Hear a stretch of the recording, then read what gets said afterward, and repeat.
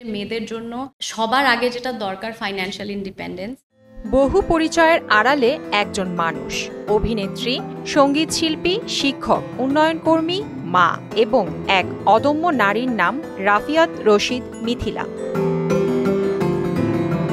বাংলাদেশের বিনোদন অঙ্গনে নিজের জায়গা বহু আগেই করে নিয়েছেন মিথিলা, কিন্তু আজকের আলোচনার কেন্দ্রবিন্দু তার তারকা জীবন নয়, বরং নারীর অর্থনৈতিক স্বাধীনতা আর আত্মপ্রতিষ্ঠার এক সংগ্রামী যাত্রা।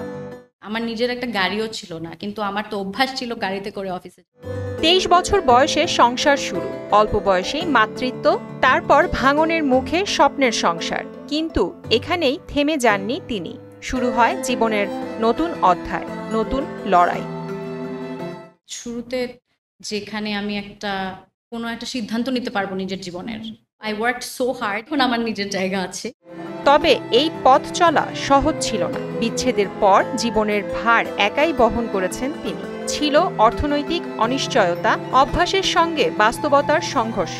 তিনি বলেন, নিজের ও সন্তানের জন্য তখন একটি গাড়িও ছিল না তার হাতে। সেসব অভিজ্ঞতা তাকে শিখিয়েছে একজন নারীর জন্য আর্থিক স্বনির্ভরতা কতটা জরুরি। তার ভাষায়, আমার একটা গাড়িও ছিল না, আমি গাড়িতে চলাফেরায় অভ্যস্ত ছিলাম, আমার বাচ্চাও তাই। হঠাৎ করে সেটি পাল্টে গেল, না বাপের বাড়ি না শ্বশুর বাড়ি। এখন এত বছর পর আমার নিজের একটা জায়গা আছে, এর কৃতিত্ব সম্পূর্ণ আমার। And I give myself credit for that. জীবনে নিজের জায়গা থাকাটা খুব দরকার। মেয়েদের জন্য সবচেয়ে আগে দরকার অর্থনৈতিক স্বাধীনতা। এই স্বাধীনতা না থাকলে তারা অনেক কঠিন সিদ্ধান্ত নিতে পারে না। কোনো একটা সিদ্ধান্ত নিতে পারবো নিজের জীবনের। শুধু অভিনয়েই নয়, শিক্ষা ও উন্নয়ন ক্ষেত্রেও তার পদচারণা প্রশংসনীয়। তিনি ইউনিসেফ, ব্র্যাক, ইউনেস্কোতে কাজ করেছেন, গবেষণা চালিয়ে যাচ্ছেন শিশু মনোবিজ্ঞান নিয়ে, করছেন পিএইচডি। আলাদা এক সত্তা তিনি।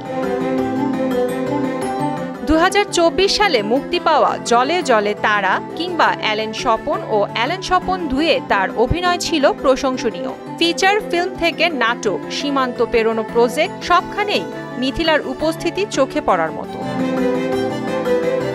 আজ তিনি দাঁড়িয়ে আছেন অন্য এক উচ্চতায়। সংসার, ক্যারিয়ার, মাতৃত্ব আর সমাজ চিন্তা সব একসঙ্গে সামলে নিয়ে মিথিলা হয়ে উঠেছেন নারীর এক অনন্য অনুপ্রেরণা।